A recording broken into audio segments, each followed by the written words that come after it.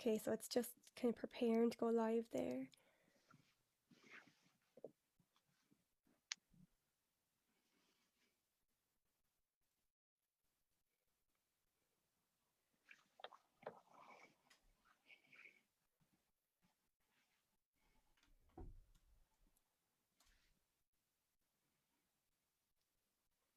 Just checking the feed now. We should be live, but this is like just like a few seconds behind what we're actually saying as well, just so you Yeah. know.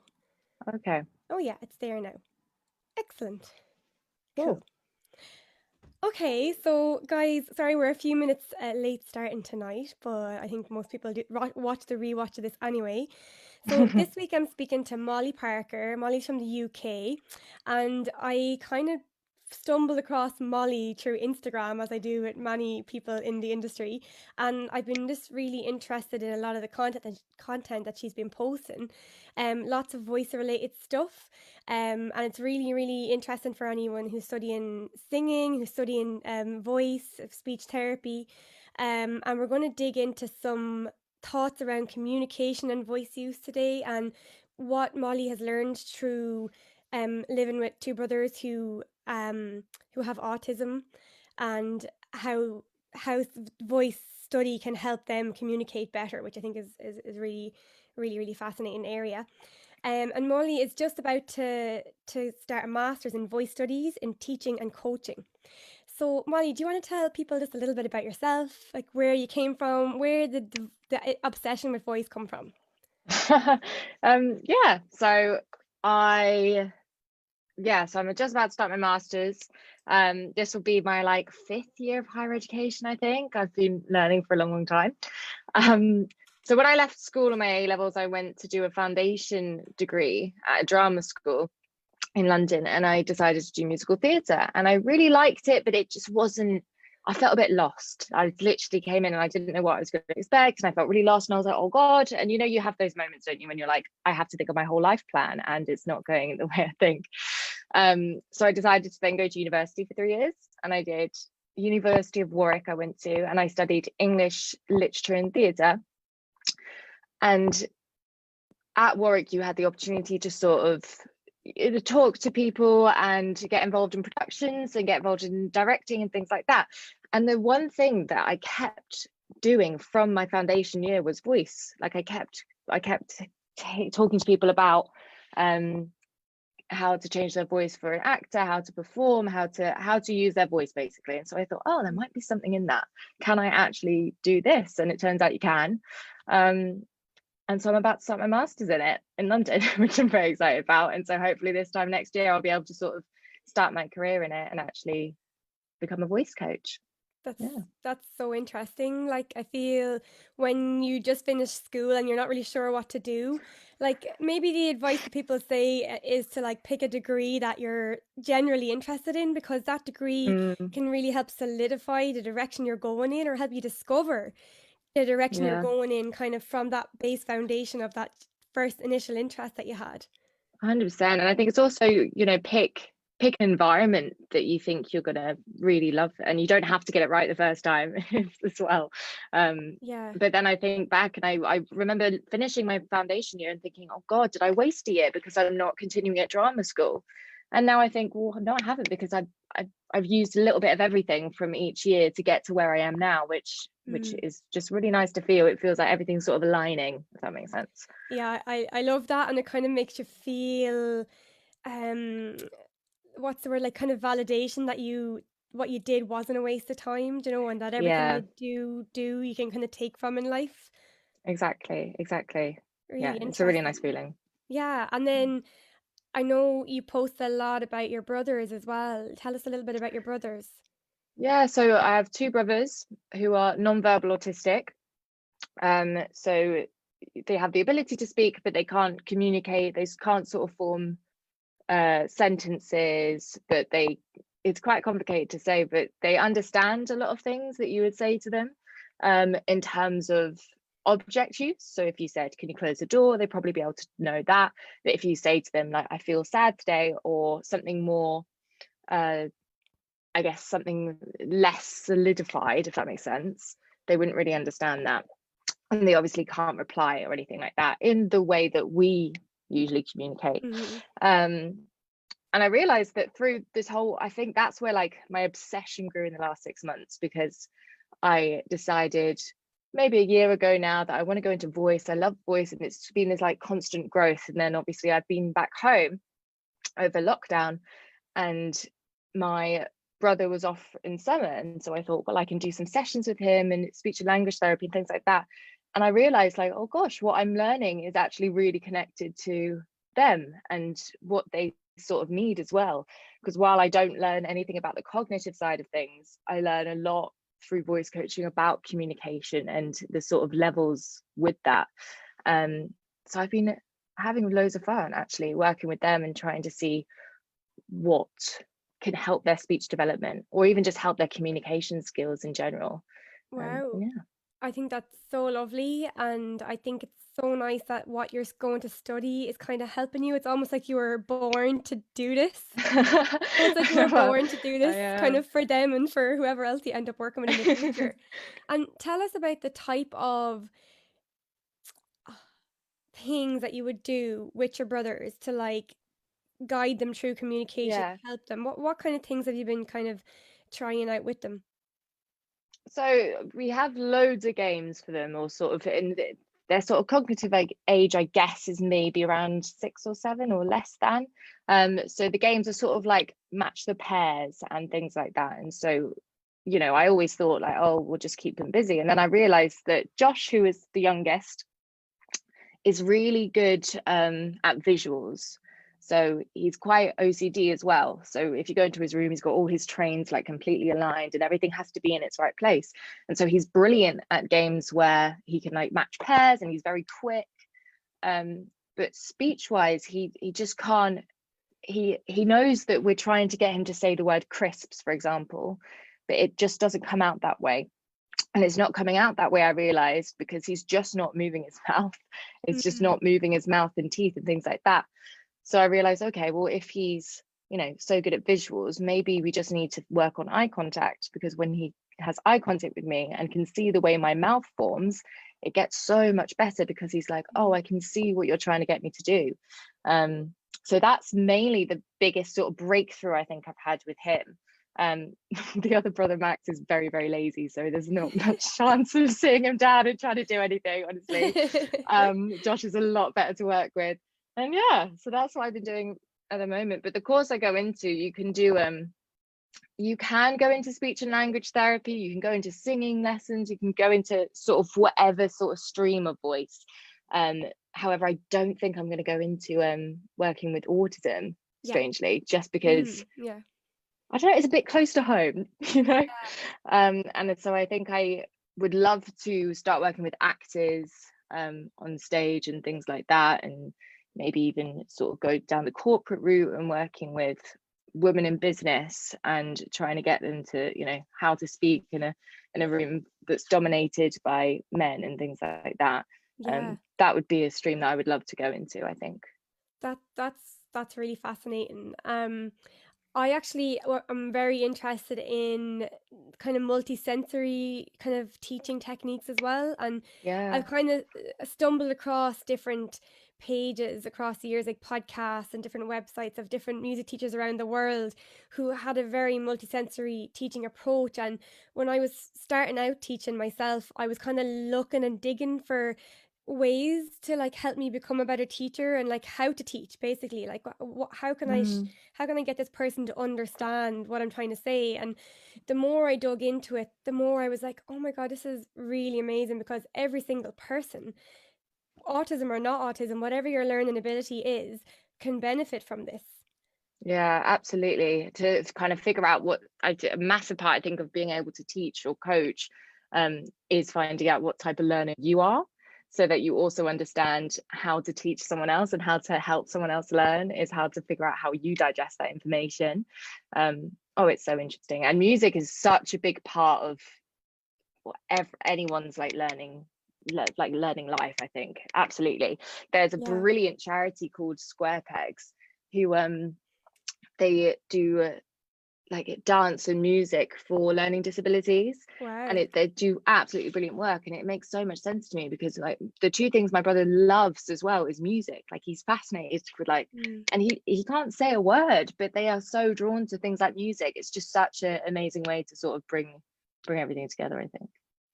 It's funny how like we all get into conversations about music as a language in a sense. It's a way, it Mm, is a communication tool, and sometimes when we may not be able to put into words what we want to say or what we need to say, there's something about just being in a room, even say like in a situation where you're playing music with other people, or even when you go to a nightclub and you're dancing to music, like there's something that just unites everyone straight away. absolutely. Doesn't matter where you're from in the world, but straight away you're all on the same page. It's like clear.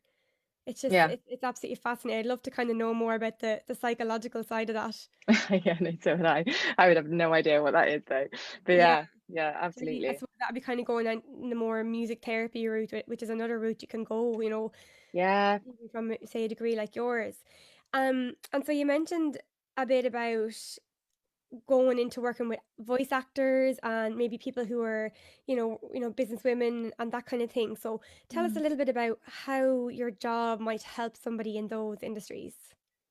Yeah, well, I think a lot of time people, I think it's a niche thing that I want to go into, and I think I can see in a few years that won't be as niche because I think right now we live in a very aesthetic world, and I think the first thing I think about before I leave the house for an interview is like, oh, how do I look? What am I going to wear? And we don't think about our voices enough, and a lot of the times there are so many cases where people will come in to see a voice coach because they've lost their voice after a cold or something like that, and they end up they change their lives because they learned how to harness their voice in a way that helps them with their articulation and communication skills, because I think confidence in your voice ultimately comes down with familiarity. Like I was such a shy kid until I started singing lessons, and I think when I started singing lessons and acting, because I was working these muscles so much, I became so much chattier and just so much more in myself because I kind of knew what was coming out. And I don't think it's a conscious thing yet because we live in this sort of aesthetic world where everything's on the outside. But I think it's one of those things where if uh, if someone literally felt a bit sick, or if someone just didn't feel like they were grabbing everyone's attention in a room and they needed to, or if someone needs leadership skills, then voice is a really good place to start. Mm. Yeah, I just when you're saying that, it just makes me even think of myself. It's like, and I know loads of people who are the same.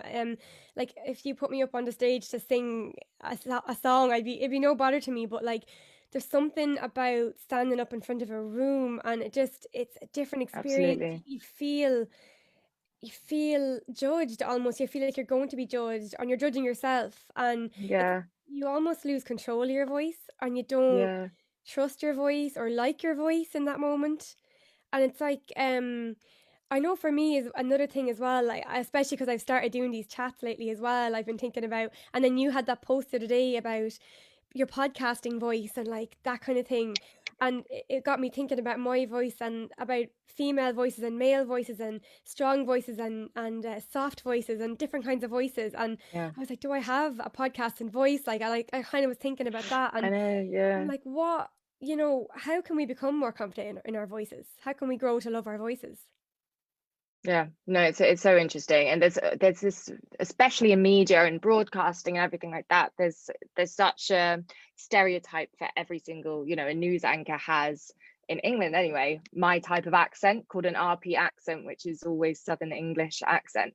Um, and there's just such an old traditional like way of thinking about things, and it's just so old fashioned to me.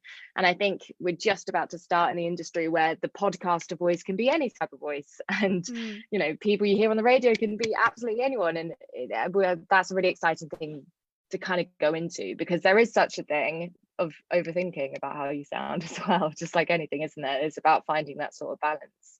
Mm. Yeah, Um, as well, I think it kind of got me thinking about like in the past with TV and radio, the way that like obviously things are starting to change now and more women are getting hired to work in these jobs. And I almost feel that maybe we're not used to hearing female voices on the radio.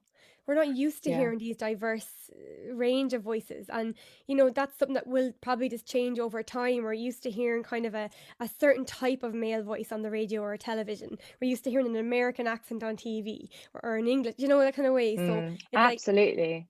I'm sure it will Yeah. it will change, but No, absolutely, 100%. And I think even though it's not a conscious thing, it's definitely just, it's got to have some sort of subconscious effect. And it's definitely got to have, you also always want like a role model when you start something. And if, for example, you starting this podcast, if you didn't have any like female podcasters to listen to, would you have even felt confident to start one yourself? It's all very interesting.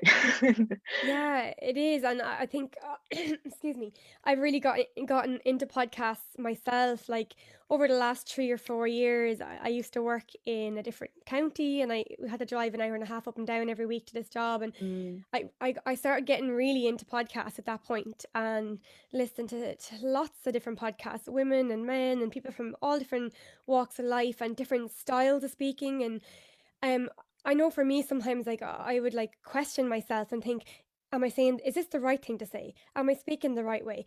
Can I talk about these topics? Can I have this? Can I show my personality? You have all these yeah, question marks, and I think with the expansion of social media, it's really kind of helped us connect and to shine light on all these diverse types of voices, which kind of gave me a bit more confidence to kind of put myself out there. And I absolutely. think working with someone like yourself going forward could be really useful for anyone in any job, any voice job who has anyone who is a professional voice user. Yeah, exactly. Yeah, because we use our voices so much, and your voice can change, but it just takes a lot of time, and it's not about changing your voice necessarily, but it's just making sure you're being safe with it, because Mm, you know we put in so much care to our physical bodies usually and getting enough sleep and everything like that. We don't really do that with our voices as much, and I think we should make it a priority, especially when you're in a role where you can't do your job without your voice. yeah. Um, but yeah. And tell us, how do we do that? Give us some steps that can help us give us more confidence in our voices in whatever way we're Yeah. using them. Well, I think, as I said, I think confidence definitely comes with familiarity.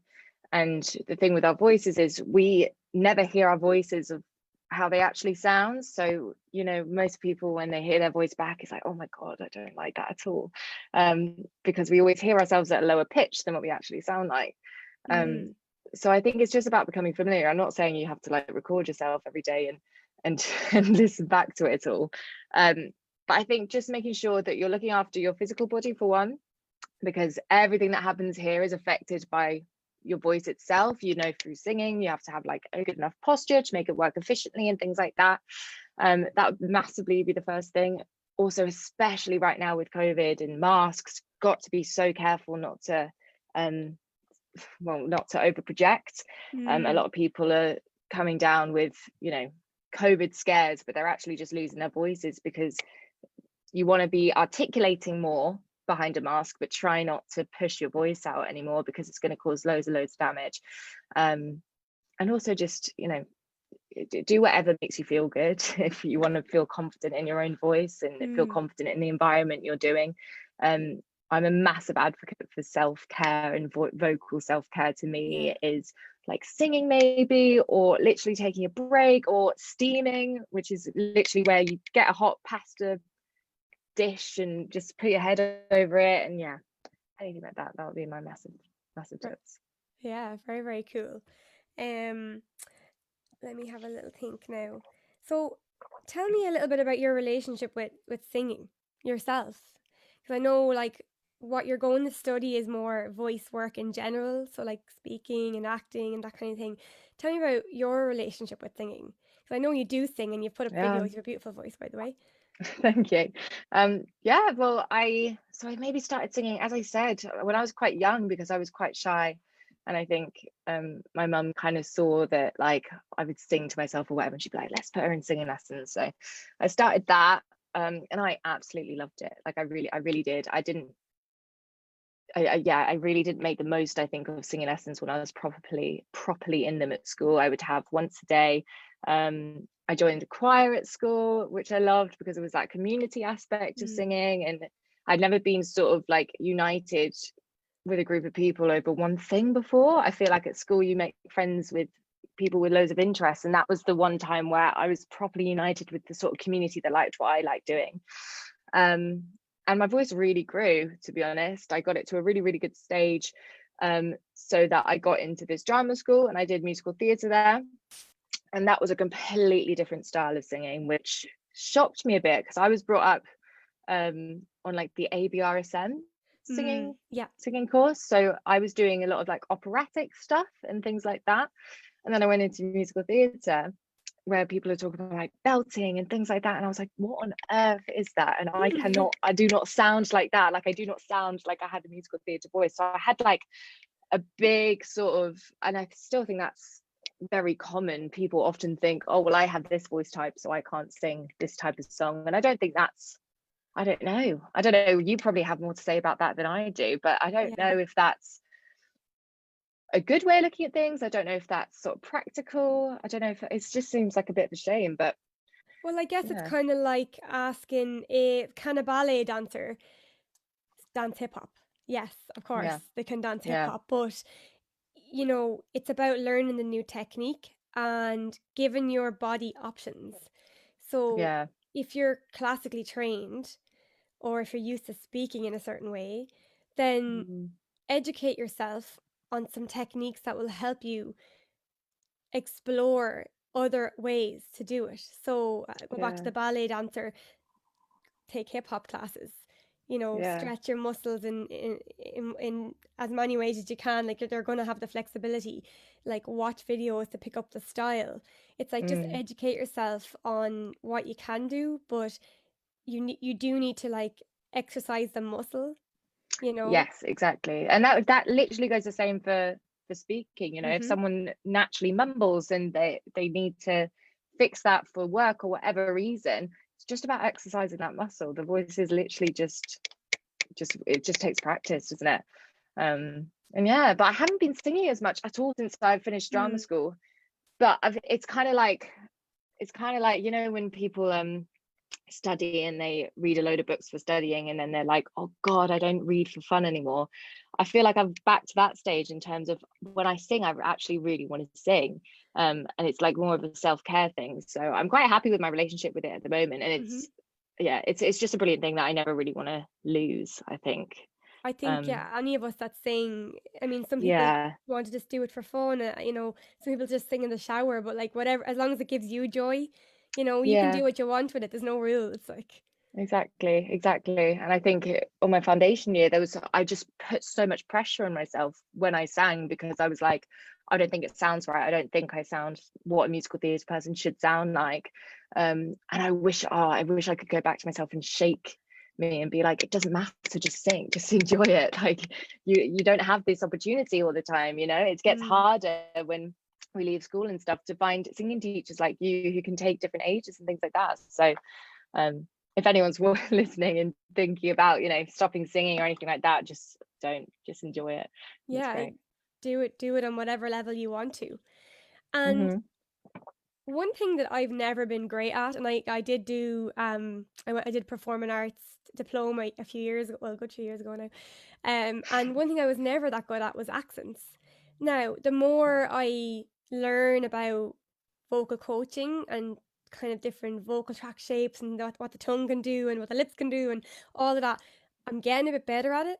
But I seen you wrote a blog recently about accents, or I don't know if it was a blog post or an Instagram post about accents, and Mm, what kind of demand is called for on the voice? Like, how does that affect the voice? Is it strenuous on the voice? Is it bad for the voice? yeah, I mean, I What's your think it opinion? always depends what your accent was before and after. um it's kind of like if you're a sprinter and you're about to, I don't know, trying to train as a gymnast, you're just exercising completely different muscles in a completely different way. And that's what an accent is. It comes so much more easier to others than me anyway, because I cannot do accents either. I think because it comes down to the learner thing over this. I think anyone can do any accent because we all, as long as you have, you know, the average voice. But what it comes down to is the type of learner you are. Are you someone who can hear something and repeat it, or are you someone who needs to know the like workings out? Because I'm probably someone who needs to know the workings out, which is why it takes me longer to actually know an accent. But some people are just fantastic and you just repeat it like that. But I don't think it would be a strain for anyone unless it was a completely different sort of, a completely different accent that like a that maybe witch's was voice or quite harsh. something. Yeah. That's my best witch's But voice also, impression. yeah, literally. Or like I don't know, the angry like Scottish, or like the horrible stereotypes that we still have, or something like that. But that also comes down to, you know, a character choice rather than an accent in itself. I think it's so easy to think, because my mother's actually Irish, Oh no way. and so every time I'd say someone, they go like, "Oh, I'd go up to the Irish," and I'm The like, "Well, no leprechaun. one speaks like that." Yeah, literally. Everyone just thinks that, you know, if you're Irish, you have this high pitch like leprechaun voice. If you're English, you have like my type of voice or posher, and it's just not really accurate. So when learning an accent, I would just absolutely think, just don't feel the pressure too much, because everyone speaks very differently no matter what accent you have. And just figure out what type of learner you are, whether it's to just be able to repeat it, in which case you just need to listen to it and just practice that way, or whether you want to know the workings out, which probably takes a bit longer, but you'll get there still as well. It comes back to the whole multisensory thing and like kind of knowing what your learning style is. Just for anyone who doesn't know, you may have done it at some point as well, Molly. The VAC test, visual, No, I don't think audio, so. and kinesthetic. I think there can be Oh an or yes. in there sometimes as well for reading, and you basically answer a lot of questions, and the result you get tells you which learning styles you're strongest in. And when I did mine, I was like, this makes so much sense. So if I go to a lecture, I'm not going to take it in. I'm not going to take in stuff by looking at a lecture. So I'm basically, it turned out that I was like 50% visual and 50% kinesthetic, so doing and Oh seeing. I was yeah. pretty much 0% auditory, which was so interesting to Oh me. wow. Yeah, Yeah, that it is was really really. interesting. I think I did one at school maybe years and years and years ago, and I kind of knew what I'd be. I'm definitely visual, because I was a type of sort of learner where I needed colors and I needed mind Mm, maps and anything like that. I cannot do like blocks of text or anything like that as well. yeah, Yeah, no, it's so, it genuinely, if you're out of education, if you're in education, it is so key to know what type of learner you are. I think in yeah. business or anything, it's really, really important. Yeah, because I went back to college last year myself, and like I would, I'd have my flashcards out, my colorful flashcards, my marker, and I'd be writing these like bullet points, and I'd have them on my big board. And my Yeah. boyfriend was like, "What are you doing? You've got stuff everywhere. Like, what is going on? Why do you That need to probably do that?" makes you a crazy person. I Yeah, know, and yeah, I was like, I actually just learn better by doing it this way. Like he can yeah, look at something and like he can like speed read through something and like learn it off. I can't do that. I have to like yeah. bullet point things down, make up stories in my head, and like have little visual cues in my head to remember stuff off. And I think it's kind of like. I see patterns and things a lot as well, and I feel like the way you learn, the way you speak, the way you learn to sing, like everything comes down to knowing what works for you, and sometimes you just have to do a bit of Hmm. exploring to like figure out what works best for you. Yeah, absolutely. And I don't think in sort of the education system we're in kind of pushes you to discover that early enough, actually. Because I remember Mm, being so frustrated at school when like I just wasn't working the same as I was doing exactly the same as like my friends were, but I just wasn't getting it. mm, And I was like, well, what is this? Like, you completely doubt yourself until you discover like, oh, I just need to do it in a different way. yeah. Yeah, absolutely. So tell us a little bit about. I see recently you've released a little handbook, a voice handbook. Do you want to tell us a bit about the handbook and how long did it take you to put it together? What's in it? How do we get our Yeah. hands on So yeah, so at university, as I said, I kept coming back to this voice stuff, and a lot of people at my university wanted to go on to do a master's in drama school, so they often asked for my help. And I discovered like, oh god, well, I learned all of this stuff, and this stuff should be made accessible as possible for all these people who are very talented and just haven't had the same opportunity as I am. So then instead, I just thought, well, instead of me giving out advice, why don't I just have it all in one place so that people, when they want it, I can just give it out to them. So it's 13 pages. It took me maybe like a week or so to put it together. And it's just like a guide on what you need to know as a performer. So whether you want to go into acting, singing, whatever, this is a guide to vocal warm-ups, how your voice actually works, because I don't think I was never actually taught that. You get taught sort of tips for approaching monologue text if you do want to go into auditions.